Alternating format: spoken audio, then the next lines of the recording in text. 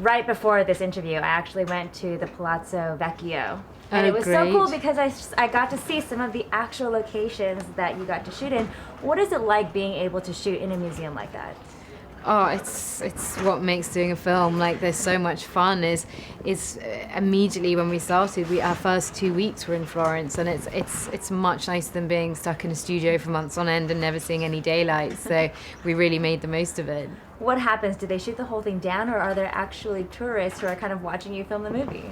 It varies. Parts when we were shooting in the Boboli Gardens, we were very much left to our own devices, and then shooting obviously in the centre of Florence, you attract a bit more attention. But everyone was so very understanding and allowing us to interrupt their holidays as they're trying to go about their sightseeing. But it's just so much fun actually shooting on location. It's brilliant. Plus, I'm sure to them, they're like, this is so awesome. We get to see a Hollywood film in the making. Exactly. And yeah, it's amazing seeing all of Tom Hanks's fans, and then there's a lot of love for him. So yeah, I think people really enjoyed watching it. Speaking of being in a film with Tom Hanks, what is that like?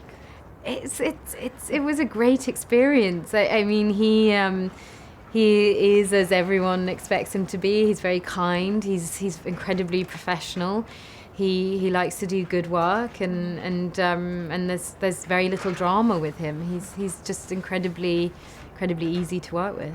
And he's actually played this character a couple of times before. Were you familiar with the previous two films? Yes, I'd seen them, and obviously after I'd been cast, I wanted to do my research, and but they never made you feel like you were the new person, or there was nothing cliquey, or they were absolutely focused on this being a film in its own right, and trying to make it as good as possible.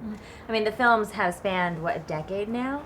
What do you think makes them still so relatable to audiences?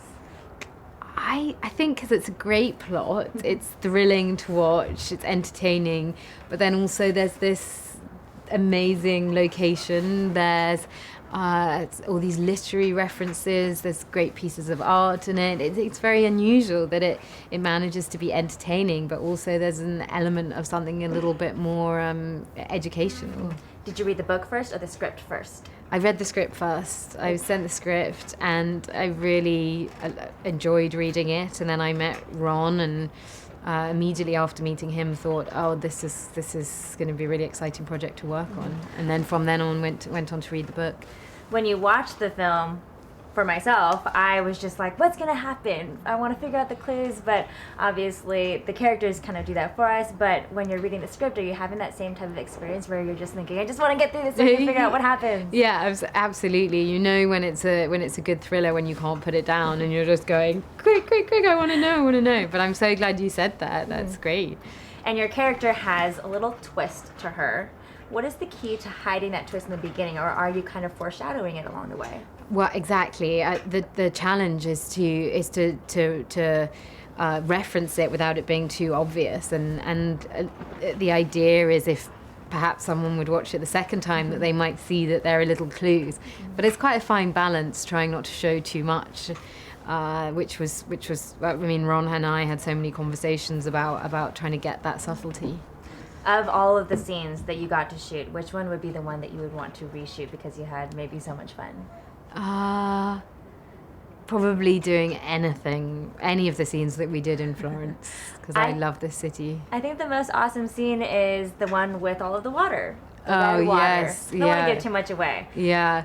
Although I have to say it's pretty scary because you need to be low enough for the camera to catch you. You have to wear weights when you're underwater, which is, it takes a little bit of getting used to. So because you have to stay underwater. Yeah. I mean, they're very carefully balanced, and obviously there are lots of people. There are lots of, they call them spot divers, who are watching just in case anything happens. But yeah, there's an element of nerves when you're doing that kind of scene. Did you actually shoot? Was that set exactly the way it looks in the movie, or were you shooting in a water tank for some of the scenes? Some of it was a water tank in Budapest, in a studio. So it's a combination. I'm always so fascinated by those water scenes. It's so insane. Yeah. I always just think maybe it's visual effects. No, we had to get wet and cold for real. Wow. Made in Hollywood. Thanks for watching this interview. As always, don't forget to subscribe and let us know what you think in the comment section below. For the next Made in Hollywood interview, click right here. Do it. Click it.